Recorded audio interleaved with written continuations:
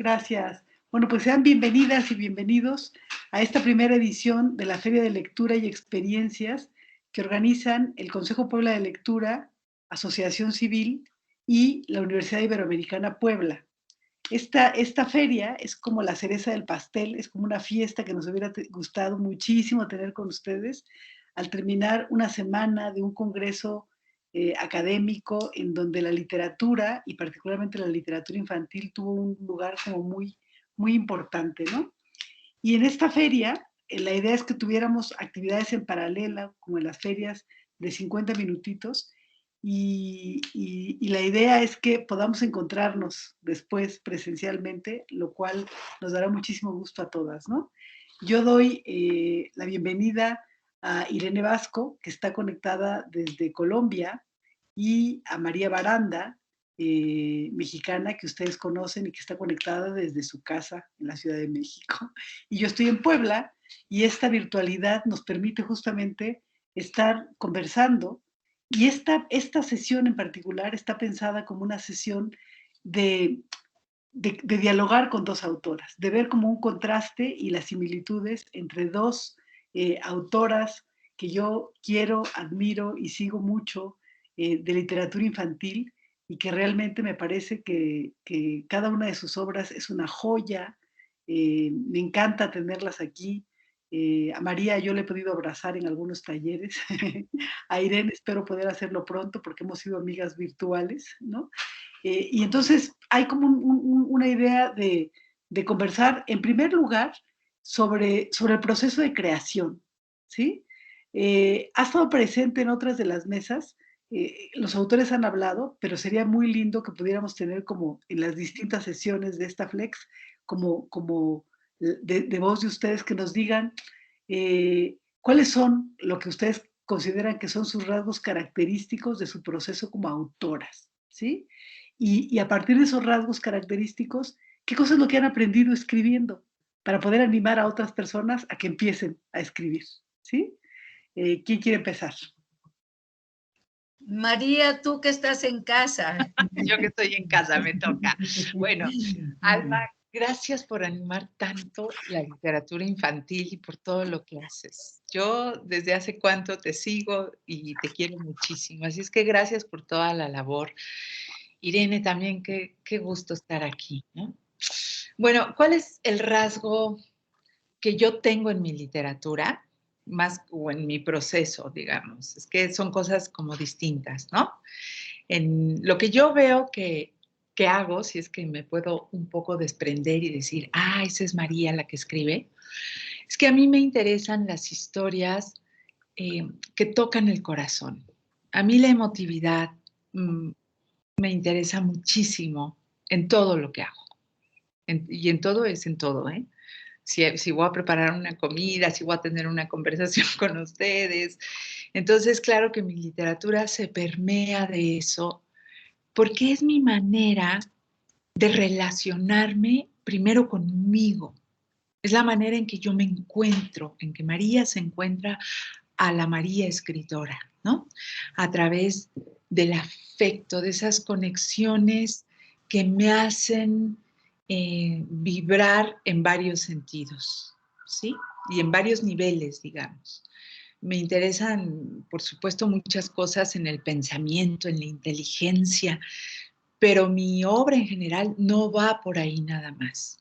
O sea que lo mío, por eso tengo títulos como Un abrazo, ¿no? Que rápidamente les cuento, pues que ese libro lo escribí por una situación caótica con dos chiquitas y un hijo un poco mayor y la hora de ir a la escuela y una mamá dice que muy sabionda que decía, sí, ustedes vístanse como quieran, y yo voy preparando el desayuno y entre que una lloraba porque los suéteres se hacían chiquitos cada vez más, la otra quería los zapatos de la otra, en fin, descubrí que un abrazo calmaba la situación familiar, ¿no? Entonces mi obra básicamente está encauzada y enfocada como en calmar estos tremendos fuegos que hay afuera, o estos incendios que de pronto hay, que yo vivo o que veo, y que a mí me permiten transitar en un mundo mejor. Ujú, ujú. ¿Sí? Sí, gracias María. Irene, por favor. Sí, por eso me gustan tanto tus libros, María, porque me ayudan a mí a vivir también un poco mejor. Ay, qué bueno. Sí, sí. Y también quiero comenzar saludando a Alma y agradecer esta invitación, pedir disculpas por enredos en los horarios internacionales y alegrarme mucho porque estoy de nuevo con María, a quien conocí en Medellín hace un tiempo, estuvimos juntas en una mesa y espero que pronto las tres estemos juntas, Sí. en cualquier país, donde sea, pero juntas de verdad. Bueno, alrededor de mi obra, yo soy un poco más diversa y ruda que María.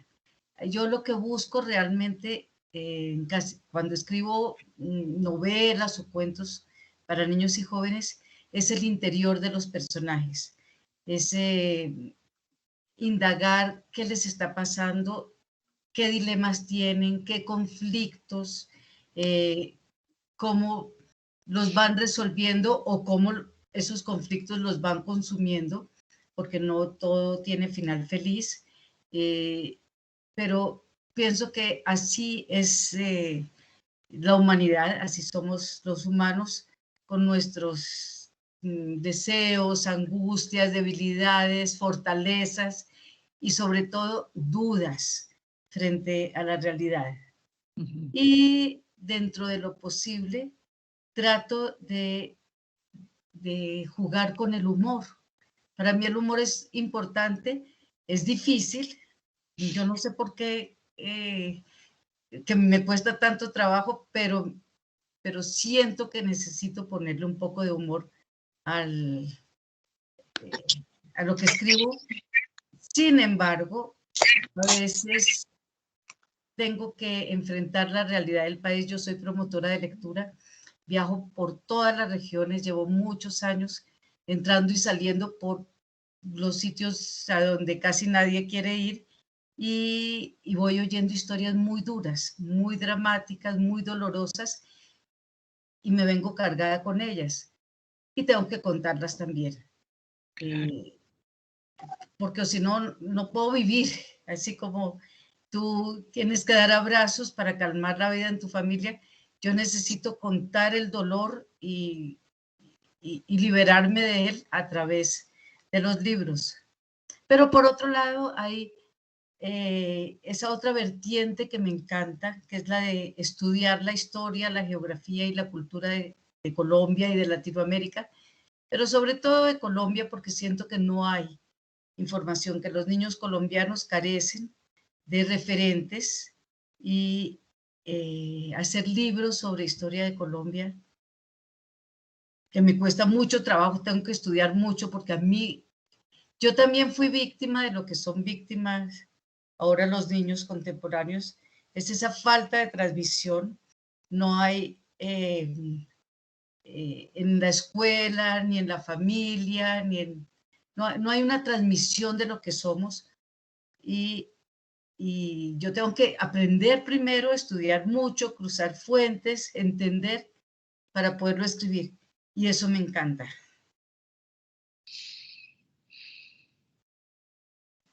Entonces, Esta parte de contar, esta parte de eh, interesarse en las historias y contar historias de realidades, eh, utilizar la escritura como una manera, decía María, de resolver estos momentos incendiarios de la vida cotidiana, pero también de, de comunicar este dolor, digamos, de nuestros países latinoamericanos, que estamos llenos de historias y de realidades muy, muy desafortunadas, ¿no? Y en ese sentido, ustedes cuando escriben, eh, ¿qué aprenden? O sea, ¿qué han aprendido? Por ejemplo, a bote pronto se me ocurre, por ejemplo, yo he querido hacer cosas más en el plano, no sé, como académico, y de repente me doy cuenta que no logro convencer a mis lectores, ¿no? Y entonces he aprendido, pues que también la escritura tiene sus límites, ¿no? ¿Qué han aprendido como escritoras de literatura infantil? ¿Con qué regalos, digamos, les ha dotado su oficio en materia de aprendizajes? Pues en mi caso sí, muchos regalos. Ahorita nada más me quedé con una cosa que dijo Irene, como ha descubierto esa falta de transmisión y como de aprecio, ¿no? De quiénes somos, que curiosamente yo lo he vivido mucho en México, Alma. Lo he visto porque también he recorrido mucho el país. Me dedico a formar maestros en las escuelas rurales o en las escuelas que no son rurales también de la SEP, y encuentro esa falta de aprecio muchas veces, de reconocer qué hermosas personas son las propias maestras, ¿no? Qué vida han tenido en su infancia, que a mí eso es uno de los regalos, y lo ligo ahorita con esa pregunta que acabas de hacer, es uno de los grandes regalos que te da la lectura, ¿sí? La lectura y los caminos de la escritura. Es como apreciar ese sabor de la naranja que solo tú lo probaste a los 5 años, embarrándote y comiéndote a gajos arriba de un árbol, esa naranja, ¿no? O esa sensación de haber entrado al lodo con tus zapatos de la escuela, en un charco y lo caliente y lo tibio. Y cuando yo les empiezo a hacer las preguntas a los maestros, cuéntenme algo que hicieron, algo tremendo, pero que tenga que ver con las sensaciones. Bueno, son horas y horas de plática porque todos en nuestro haber tenemos esas lecturas de la naturaleza, del cuerpo y de quiénes somos, y que te lo recupera mucho la escritura. O sea, yo para escribir tengo que hacer esa recuperación con todos mis sentidos, mi olfato bien abierto, mis ojos, mis oídos, el corazón bien puesto, la cabeza templada, para narrar que me voy a trepar a un árbol, ¿no? Y transmitirle al niño esa experiencia. Y cuando me encuentro a un lector, por ejemplo, en una escuela, un niño me entregó una carta, era un niño de 4º de primaria, y la carta decía: María Baranda, me gustan tus cuentos porque no tienen pared. ¡Qué bonito! ¿Verdad? Yo dije, ni un crítico, no, ya no necesito nada más en la vida que este comentario.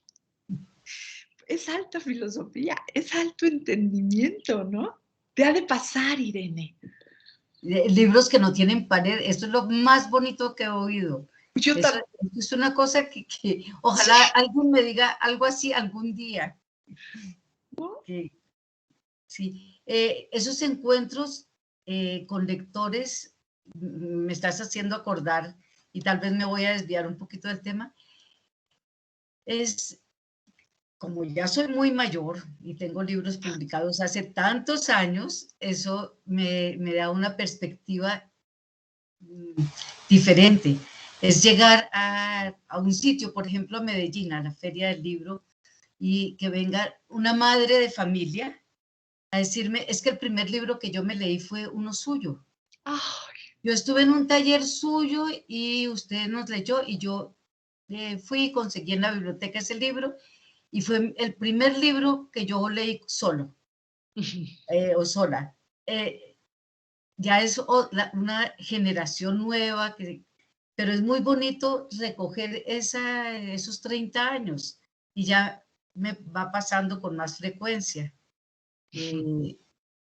Pero bueno, sobre lo que Alma está preguntando sobre los aprendizajes, por un lado es también ese encuentro con los demás, la posibilidad de jugar con las palabras, del encuentro con los lectores que se hacen preguntas, pero ¿por qué ese libro no tiene final?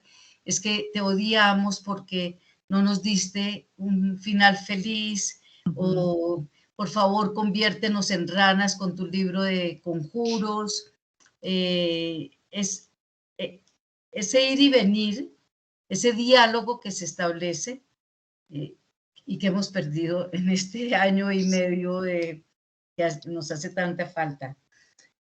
pero también he aprendido que yo necesito de las historias de los otros para poder transformarlas y contar mis historias. Que si yo me pongo muy formal frente al computador o con mi cuaderno y saco la punta a los lápices y digo yo soy una escritora y voy a escribir con disciplina, no hago nada, absolutamente nada. A mí no se me ocurre ni una sola idea. Yo quisiera tener esa posibilidad. Si no me nutro de los demás, no tengo nada para contar. Eso es uno de los descubrimientos, por eso necesito tanto ir a los talleres, encontrarme con maestros, con bibliotecarios. Como tú, María, he recorrido las zonas rurales más escarpadas, llegando, me imagino que como tú, en bote, en moto, a caballo, en lo que sea, hasta allá. Sí. Y allá están las historias. Sí, ellos tienen las historias. Sí. En ese sentido, ambas comparten un rasgo que yo creo que también me hermana mucho con ustedes, que es esta preocupación por lo que llamamos la formación de mediadores, la mediación misma, y que eso le da una característica también distinta a su escritura. O sea, que también como creadoras, digamos, de narrativas, de poemas, están pues en el rol del autor, pero es un autor todoterreno, digamos, ¿no? Sí. Entonces hay un compromiso también con la mediación. Y entonces me gustaría que me dijeran, ya ahorita me gusta mucho cuando dicen, dice Irene, si no me nutro de lo que me dicen, no tengo nada para contar, ¿no? O escuchar, que me gustan tus cuentos porque esos cuentos no tienen paredes, ¿no? Es muy lindo que te dicen los lectores.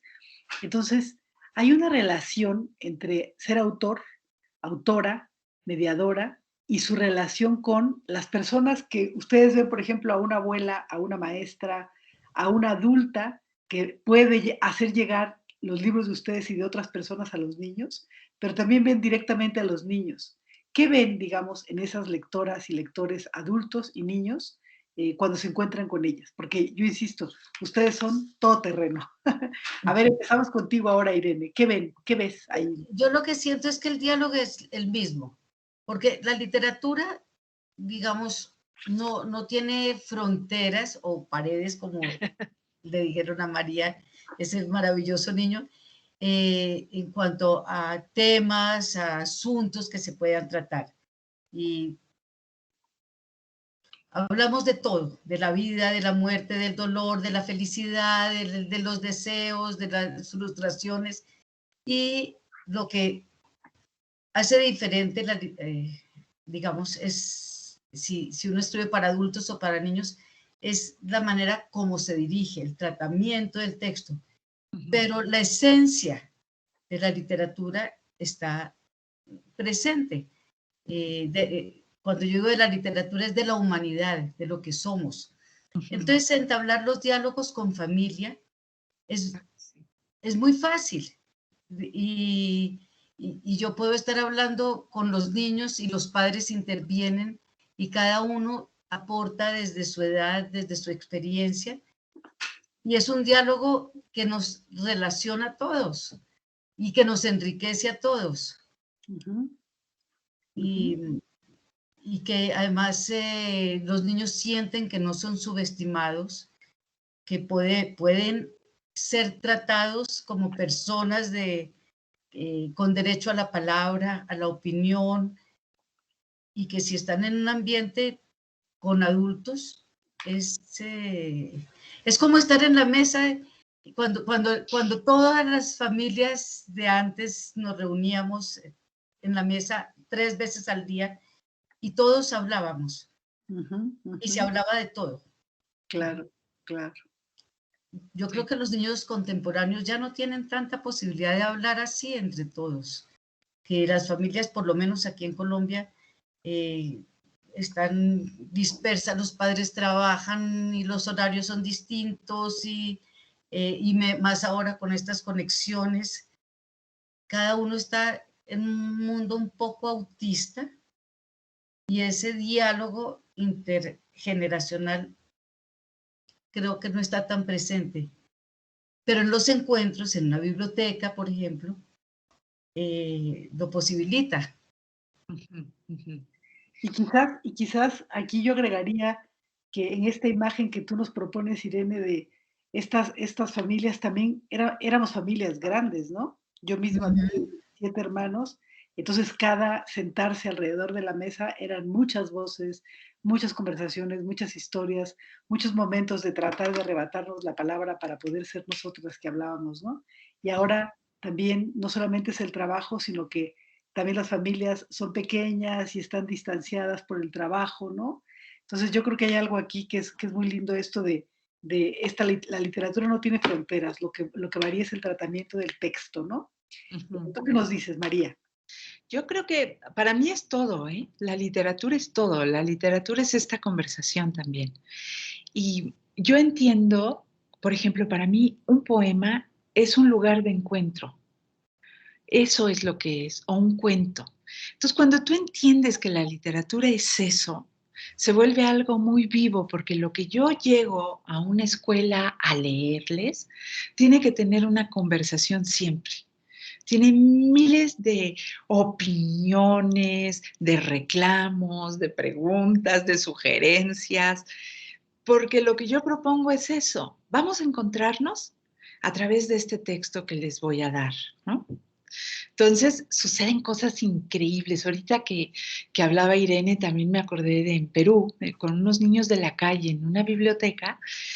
Entraron estos niños, pues, que son hijos del globero y del que vende chicles y así. Y uno de ellos alzó la mano después de un cuento mío y me dijo, María, ¿su cuento es creado? Y me pareció muy interesante la pregunta. El chico tendría como 9 años y le dije, sí, definitivamente es creado. Y entonces una chiquita, alza la mano y me dice, yo ya leí ese cuento de la creación, o sea que usted conoció a Dios. Ay, qué bonito, maravilloso. O sea, eso es literatura absolutamente, ¿no? Y todo eso yo me lo llevé a una ponencia, ¿no? Con otros maestros y en una feria y les conté, vean qué vivo puede ser un cuento que yo hasta conocí a Dios, ¿no? Sí, pero eso es también para que hagas una historia con eso. También. No solo como una ponencia, sino... No, claro, que eso me lleve a otra cosa, pero cómo la literatura, Irene, dispara esto que estás diciendo, esta gran conversación en familia, porque estas son las nuevas familias que hacemos nosotras, las familias comunitarias en las bibliotecas, en las ferias del libro, donde también les mostramos a los padres de familia cómo acercarse a los libros, a los cuentos y perderles ese miedo que tienen de, oh, es que ahí está como lo difícil, ¿no? O a lo que yo no voy a poder acceder con ellos. Y eso me lleva a otra cosa que ha estado como rondando conversaciones que he tenido sobre literatura infantil y con autores, no solo en esta feria y en este congreso, también en otros espacios, que tiene que ver con que ustedes dos son dos autoras y promotoras, además de todo terreno, sin concesiones. Porque justamente al tratar de provocar encuentros y conversaciones con las personas, estamos viendo a ese otro lector que está enfrente de nosotros como una persona brillante, inteligente, que nos deja sorprender y como dice María, que nos lleva a hacer literatura. O sea, esa pregunta de esta chiquita, pues es como hacer literatura con ella, ¿no? ¿Qué piensan de lo que está pasando ahora en el mundo de la literatura infantil con esta cantidad de obras didácticas, con un propósito explícito de formación de valores, como si esto fuera posible a través de un libro, ¿no? Y también como la improvisación o la falta de profesionalismo del mundo editorial que está sacando cosas que francamente no permiten ni estos encuentros, ni estas conversaciones, ni a mi juicio son literatura. ¿Qué piensan? Como esa cosa de las emociones, que ahora hay miles de libros Ay, sí, que te más explican las emociones. emociones. Ahora las emociones son de colorcitos Sí. y Y y necesitan de un figuritas. diccionario. Ajá. Sí. Pues mira, yo el otro día tuve una charla en la Feria del Libro de Bogotá virtual con un muy querido amigo, Triunfo Arciniegas, y era sobre la fábula, porque son los 200, los 400, ya, bueno, un número de años de La Fontaine. Y entonces había que hacer algún evento sobre la fábula. Y ninguno de los dos sabía nada, pero los dos estudiamos un poquito y fue un buen encuentro. Y hablamos mucho sobre eso, los libros con moralejas, los valores, la necesidad que tienen a veces los padres y los maestros, no así los bibliotecarios, de estar transmitiendo valores, y muchos autores también. Y finalmente, la fábula que viene desde Esopo, desde los griegos, desde la antigüedad, ya tenían ese componente pedagógico, de enseñar comportamiento.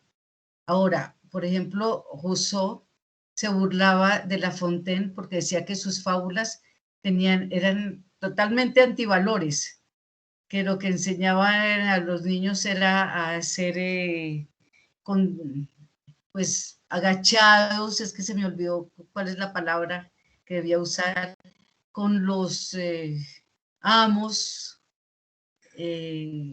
cosas así. Entonces, esos tales valores que la gente trata de transmitir y de moralejas, tienen muchos sentidos que también pueden ser interpretados. Yo tengo cuando tengo que hacer selección de libros o que llegan a mi biblioteca comunitaria de libros que regalan los turistas o que mucha gente manda, y yo tengo que hacer mucho descarte, yo me pregunto qué hago con estos. Y después digo, bueno, los lectores también tienen derecho a despertar su espíritu crítico, y yo estoy segura de que un libro tan evidente, en donde todo está tan prehecho y predicho, no va a tener el mismo efecto y no va a causar el mismo interés que una obra literaria. Pero lo dejo ahí para que haya, digamos, diversidad, haya derecho a, si hay un padre o un profesor que quiere aferrarse a eso, pues el mismo libro se decantará por sí mismo. Eso se cae solo. Entonces a mí no me preocupa tanto esa inundación. Ahora, eso de las emociones sí me parece que es llevado a un extremo pero ahí vuelvo a lo mismo. Yo quiero que los niños tengan acceso a imágenes de grandes ilustradores para que se nutran de imágenes, de obra de arte, para que sean creadores enriquecidos y que salgan del estereotipo, del tipo Disney. Pero ahí está el Disney o los demás. Es el mundo comercial. No podemos contra él, sino dando otras cosas, ofreciendo otras cosas. Entonces, sí, eso es una moda que posiblemente va a pasar, pero siempre que les demos a los niños mejores materiales, eso está ahí y no es tan importante. No voy a hacer ni una fogata, una hoguera, ni a pelearme contra algo que el comercio es más fuerte que yo. Claro. Sí. Y además siempre va a estar ahí, ¿no? Eso es como cuando mis hijas eran pequeñas, querían de pronto cuentos que yo decía, ¿cómo es posible que vayan a querer los cuentos de la Barbie? Pero pues pasaron por los cuentos de la Barbie, ¿no? No les pasó nada. Y no, claro que no les pasó nada. Y había que ser tolerantes. En cuanto a ser escritores, yo sí creo que hay que tener, y ya lo dije en una conversación en este encuentro, como una ética de la calidad, ¿no? Decir, antes que nada, yo creo en que lo mejor de lo mejor es para los niños. Y eso pasa por mí misma. ¿Por qué? Porque yo quiero dar lo mejor de mí.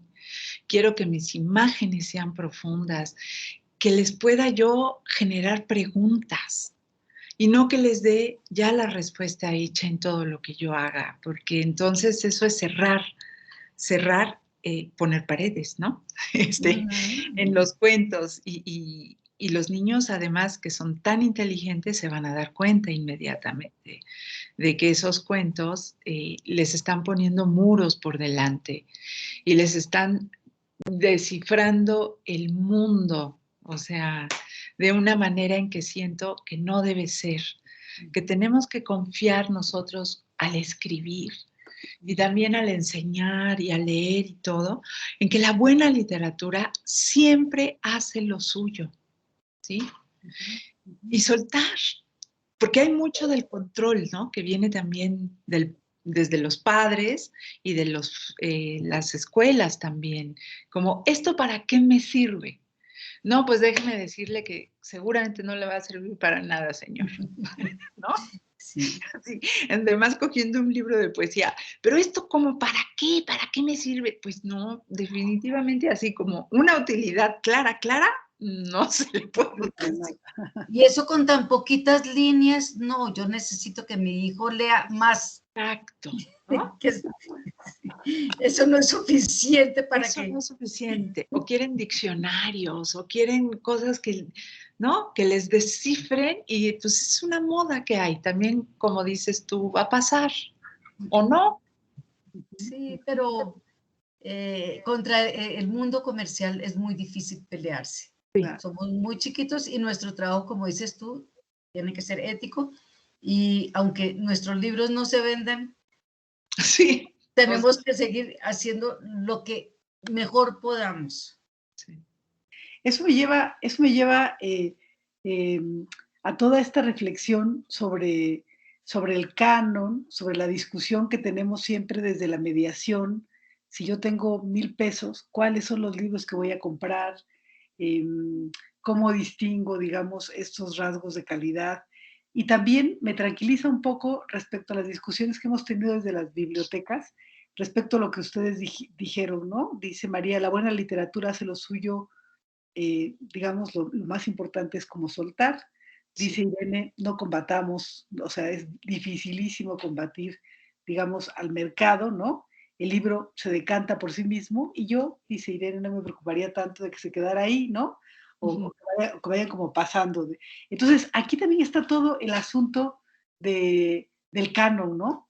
Que también me encanta la imagen que nos propone Irene. ¿Qué voy a hacer? Los voy a hacer ahí como una pira, como hicieron los alemanes, y los voy a quemar o que se queden y que la gente vaya decidiendo qué hacer con esas obras, ¿no? ¿Sí? Que eso me gusta mucho. Pero también en lo que ustedes dicen han traído algo que me parece muy importante respecto a la calidad, que nos cuesta trabajo, inclusive como generar una rúbrica para poder hablar de la calidad de una obra, ¿no? Lo más importante es que los lectores se sientan convocados y que lo disfruten, y uno lo ve, o sea, uno lo ve desde el más chiquitito, cómo está metido en el libro, ¿no? Pero también en la factura del libro, ¿sí? El libro de Irene, del que platicamos ayer, que es el de Letras al Carbón, de la editorial Juventud, Juan Palomino hizo un trabajo realmente maravilloso, ¿sí? Y hace como un libro que es un libro álbum, no necesariamente con final feliz, pero sí de vida, ¿no? O sea, es como algo muy, muy lindo realmente. Pero ahí también hay algo en la creación de las obras, o sea, ¿cómo se vinculan ustedes como autoras con una industria editorial que siempre tiene prisa, que no quiere gastar mucho? ¿Cuáles han sido sus lindas experiencias con editores que les permite transformar su creación como obra de autor en un nuevo objeto en donde ya también están presentes los ilustradores y que ya no los puedes ver separados? O sea, en el libro de Abrazo de María no podemos verlo sin las ilustraciones de ese maravilloso libro, ¿no? En el libro tuyo de Letras al Carbón es una bellísima historia, no podemos verlo sin las ilustraciones. Entonces, hablando de la calidad, en esta ética de la calidad, ¿qué es lo que más les gusta de los ilustradores, de los editores? O sea, no tienen que decir nombres. ¿Y qué es lo que más les disgusta? a ustedes como autoras? A mí la conversación. O sea, cuando yo converso bien con un editor, profundamente sobre el texto, sé que va a pasar algo que se va a generar bien, ¿sí? Hay libros que son muy hablados. En mi caso, por ejemplo, yo he hecho también antologías de poesía, como el de Hago de Voz un Cuerpo, donde reuní a 15 poetas mexicanos y los puse a escribir, y Gabriel Pacheco ilustró cada una de las partes del cuerpo. Es un libro habladísimo, platicadísimo con la editora, discutidísimo con cada uno de los poetas, donde se rechazaron muchísimos textos, se volvieron a hacer, después se habló mucho y se conversó muchísimo con el ilustrador, que por cierto era su primer libro, y miren ahorita dónde está Gabriel, ¿no? Entonces, esos trabajos donde somos varias puntas, porque la literatura infantil, pues somos varias puntas, es una mesa donde trabajamos varios, ¿no? También los académicos entran. Entre más converses, entre más lo platiques, entre más lo abras, es mejor. Ahora, ¿quiénes están dispuestos a hacer eso? Bien poquitos editores, pero sí hay, ¿no, Irene? Siempre hay un buen editor. Y tú dices, yo con ese voy a trabajar. Sí, el problema es que ese quiera tantos libros de uno como los que uno quisiera publicar. Sí, claro. Y cada colección tiene su particularidad. Y Sí, tanto tú como yo escribimos distintos géneros. sí. Tú haces poesía, cuento, novela, yo también, yo no hago poesía, pero me muevo en Sí. en distintas aguas. Gracias. Entonces, por ejemplo, si yo pudiera publicar solo con Juventud, Oh, con Luis Endrera y Elodie como editora, pues ese sería el paraíso. Pero yo no hago tanto el libro álbum. Para mí la narrativa es más, me llama mucho más. Y ahí yo no entro porque su colección es libro claro. álbum. Entonces tengo que buscar editores que primero que todo me lean, porque siempre viven Sí. tan ocupados y un libro de 80, 100 páginas ya les parece que no tienen tiempo para leerlo y van dejando, pero bueno, finalmente hay editores que se atreven o que se interesan y luego el editor que se atreva a publicar lo que yo quiero contar, como este último libro que no es para niños, es más para jóvenes, adultos, El último vuelo de Hortensia, que pasó por 4 o 5 editoriales, incluso algunas mexicanas, y nadie se atrevía a publicarlo porque es muy fuerte, es muy duro, cuenta historias muy complicadas que suceden en Colombia, pero podrían suceder en México, podrían suceder en Perú, en Ecuador, en Brasil, en cualquier lugar de Latinoamérica. Y está ahí la censura que no es solamente de la editorial. Yo creo que la editorial se atreve, pero como tienen que vender y su mercado natural es el escolar, tienen mucho miedo de la censura de padres de familia, de colegios religiosos, de la junta de padres de familia. Entonces, ahí hay frenos. Y finalmente, uno publica con quien se atreve. Sí. Esa frase me encanta, con quien se atreve a publicarnos, ¿no? Sí. Sí. Yo una vez yo estaba en una charla, estaba con el editor de Panamericana, Fernando Rojas, y yo estaba hablando de este libro, todavía era un borrador, todavía no estaba listo, y la pregunta fue, bueno, ¿y en qué proyecto estás trabajando? Una de tantas preguntas de feria. Y yo conté, sí, es una historia que habla de esta muchacha delincuente y tal, pero eso sí, creo que nadie la podrá leer nunca porque nadie se va a atrever a publicarla. Y Fernando ahí dijo, yo la publico. No sé qué estás escribiendo, pero yo la publico. Y yo primero la terminé, la pasé por varias partes, yo quería salir un poco de Panamericana y ampliar, y nadie se atrevió, y él la publicó, y creo que el libro quedó muy bien. Le pusieron todo el cuidado para que esa factura de la que tú hablas, porque ellos a veces están aprendiendo, están creciendo como editores, pero no se preocupaban tanto por la calidad del objeto. Ahora se están preocupando mucho más y quedó un libro muy bonito. No digo mi texto, sino un objeto, el libro, muy bonito. Qué padre. Yo creo que lo importante es no perder la fe también en lo que uno hace, porque creo que todos los escritores nos llevamos este frentazo de entre más difícil y más arriesgada es tu historia, menos posibilidades de publicar vas a tener.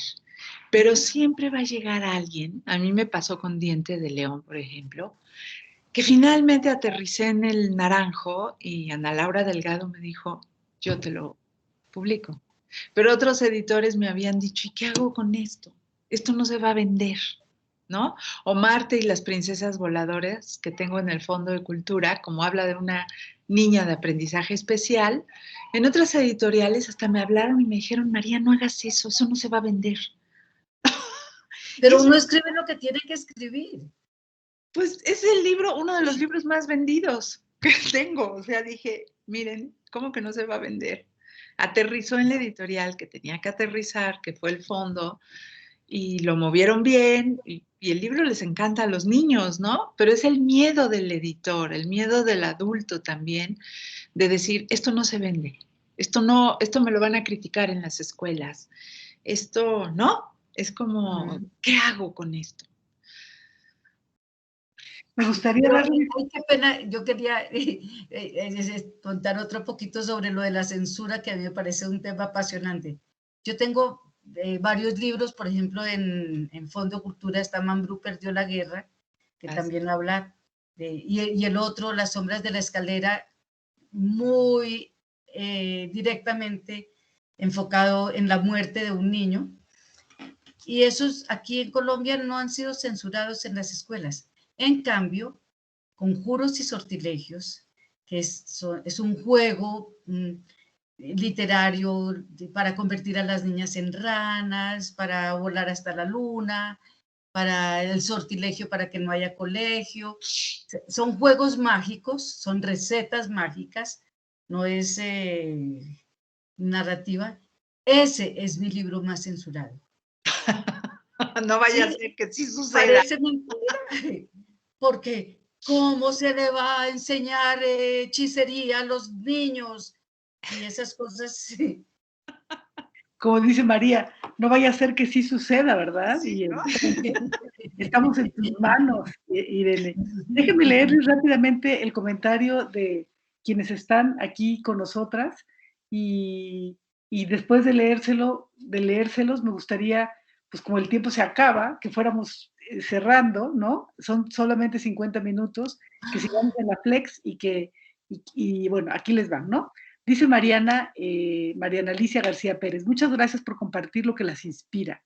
Es hermoso escucharlas y ver que son dos personas súper sensibles, ese corazón que le inyectan. Qué humildad en esta expresión de Irene, nutrirse de las historias de otros. Dice Alelí, me agrada sobre todo eso que dijo Irene, derecho a la palabra, es muy profundo. Después dice Alelí también, sobre todo cuando son estrategias para el acercamiento al lector, ya después se van inclinando hacia la buena lectura. Por lo menos yo tengo Disney con los patos, pero tienen una colección que incluso encontré títulos como 20,000 leguas de viaje submarino, La vuelta al mundo en 80 días, y fueron de momento una estrategia. Ahora ya conocen las novelas reales, dice ella, ¿no?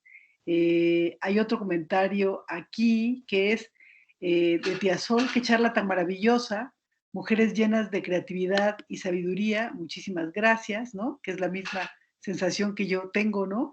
Y entonces, pues yo tenía otras para pensar, pero me gustaría que para cerrar nos hablaran de su última obra publicada, que en el caso tuyo no es el de Hortensia, ¿verdad, Irene? No. Sí, es el último. Es el último. El último vuelo de Hortensia. Ahí está, ¿sí? El último vuelo de Hortensia, que ya nos platicaste un poquito sobre él, ¿no? que ahora, o sea, a lo mejor un poco más el público, en qué colección está dirigida para jóvenes, ¿no? Ya hiciste una presentación. Y lo mismo tú, María, que trataran de cerrar, bueno, despidiéndose de su público, pero también compartiendo una pequeña autorreseña de lo último que están creando o que ya ha sido publicado. ¿Sí? Claro. María. Ok. Yo, me parece que es de la vida de las ranas, que aquí lo tengo, sí, porque hoy lo conseguí en la miniferia a la que fui, en el Naranjo. Es una belleza. Que esta es una chica que, bueno, en fin, que decide besar a un sapo sabiendo que hay un libro que dice que nunca beses a los sapos. Hago la referencia al libro. Y en fin, le aparece este horrible príncipe y ella acaba sacándolo y el príncipe le dice, pero tú me besaste. Y ella dice, pues un beso nunca es suficiente para nada, ¿no? Entonces, esta vuelta de decir, pues aunque haya hecho yo eso y te haya elegido yo, porque yo por mí apareciste, ahora decido que ya no, porque pues eres horrible. Entonces, pues resultó que es mi libro feminista, ¿no? Como dicen ahora. Entonces, me divertí mucho haciéndolo. Está dirigido a mí, a mis hijas, a todas mis amigas, a todas las que hemos alguna vez besado a un horrible sapo y no lo hemos podido sacar. Entonces, con toda esa intención y con esa diversión, porque vaya que sí me divertí con este cuento.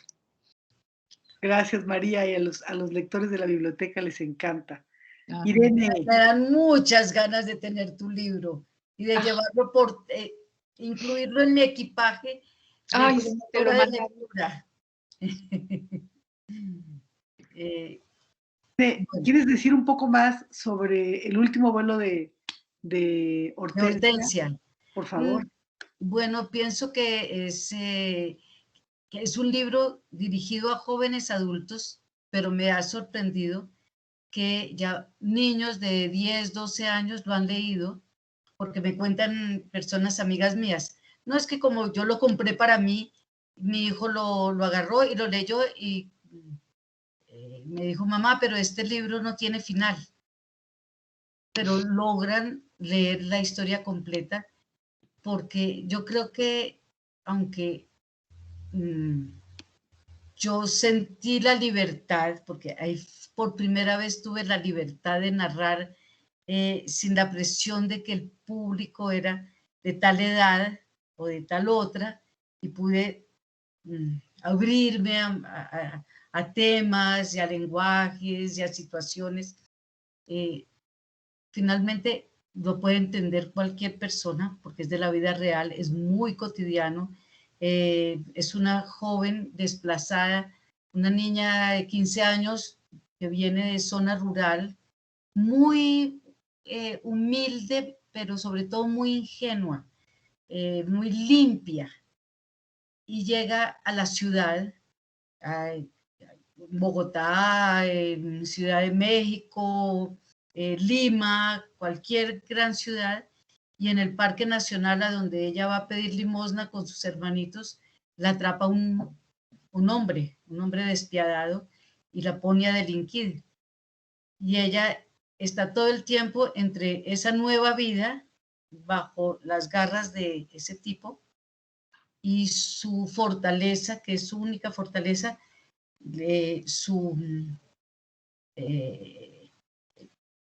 ella se aferra a los recuerdos de su pueblo, de esa madrina que le enseñó muchas cosas, de las aventuras con sus amigos en el río, de cuando llegaron los guerrilleros al pueblo, de cuando llegaron los paramilitares al pueblo. Todas esas historias, el narcotráfico, todo va un poco amarrado a los recuerdos de esa niña frente a su nueva situación muy sórdida y dramática de delincuente urbana. Eso es. Sí, pues realmente estamos, yo creo que muy convidadas a leerlo, Irene, porque justamente de eso se habla mucho, de la importancia contar también estas historias y de resaltar justamente esta fortaleza, ¿no? de tu personaje. Mujeres queridas, me encanta haberlas tenido aquí. Ay, Me gracias. encantaría seguir conversando y las voy a convocar ya sin estar en pantalla con otros para poder platicar de lo que ahora siguen escribiendo y estamos leyendo. Me encanta tener la presencia de estas voces suyas para hablar de nuestras realidades y de nuestras necesidades afectivas y de estos motivos de conversación. Agradecemos muchísimo a las personas que estuvieron aquí. Maleni Ugarte en pie de página, que ustedes ponen en pie de página y ahí está distribuyendo los libros, tanto los de María y seguramente vamos a conseguir ahora de Panamericana los de Irene, ¿no? Porque como esta no es una presentación de una editorial en particular, sino una conversación con autoras, pues ahora seguramente Maleni se va a poner las pilas para conseguirlos también. Entonces, muchas gracias, muchas gracias. Gracias. María y Alma, que fue emocionante estar con ustedes. Irene, gracias, gracias. Gracias, muchas gracias. Chao. Adiós a todos. Nos invitamos. María, saludo Irene desde Panamá. Gracias, Gracias. Gracias, Lourdes. Gracias, Lourdes. Estamos en contacto y seguimos con